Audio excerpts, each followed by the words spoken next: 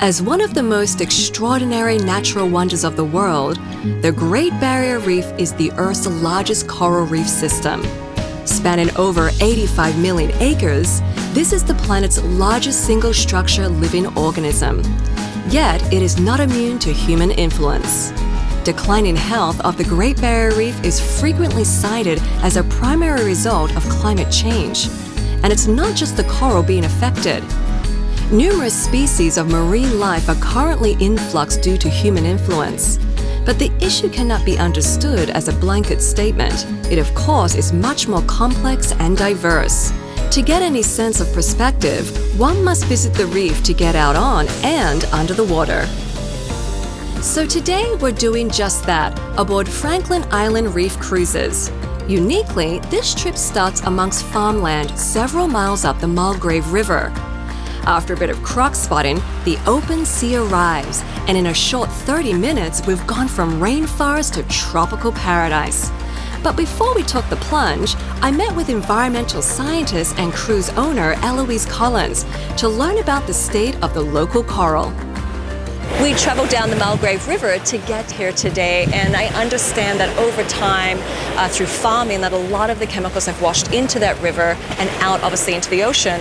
Has that impacted the environment here at all? I would say it must have in some way, but marginally for the Frankland Island group. Because we are very close to the coast, the coral here is quite adaptable to change. So it does have higher nutrients and it does have higher sediment load than a coral that might be on the outer reef. And for that reason, they're able to cope better with the stress of having those different changes.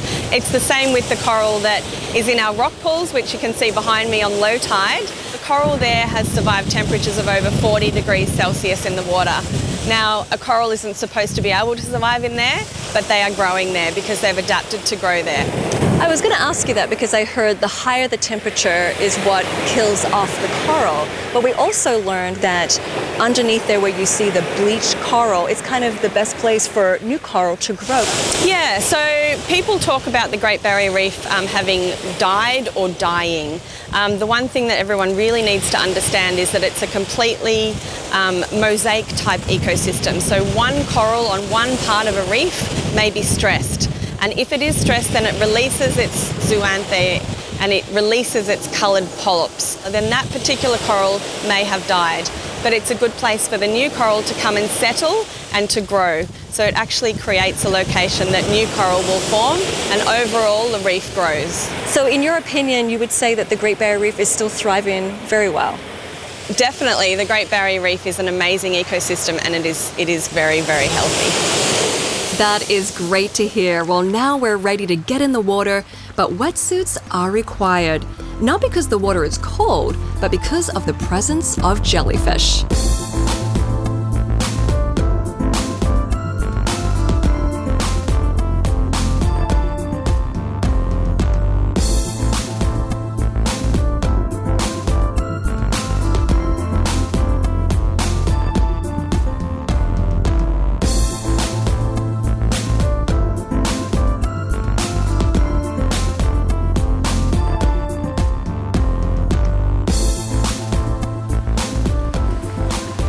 Snorkeling was incredible. We saw a turtle right there at the end. It was beautiful. So good. And this is probably my favorite part. Besides obviously seeing the Great Barrier Reef and the coral and all the wildlife under the sea, but this incredible meal. So when you come on the Frankland Islands cruise, they supply lunch. You get to sit, see all this beautiful forestry overlooking the water. It's just absolutely stunning. So cheers to bon appetit and being on the Great Barrier Reef. The beauty and significance of this reef and region is undeniable, and we've only just scratched the surface.